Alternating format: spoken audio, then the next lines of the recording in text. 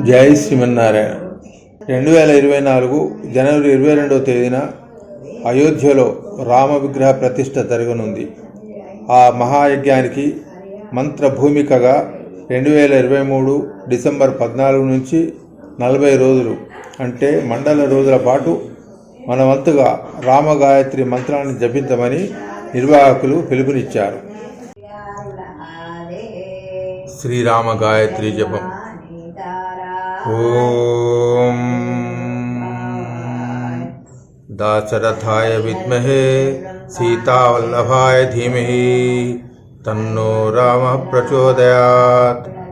ఓం దాశరథాయ విద్మహే సీతావల్లభాయ ధీమహి తన్నో రామ ప్రచోదయాత్. ఓం దాశరథాయ విద్మహే సీతావల్లభాయ ధీమహి తన్నో రామ ప్రచోదయాత్. జై శ్రీరామ్.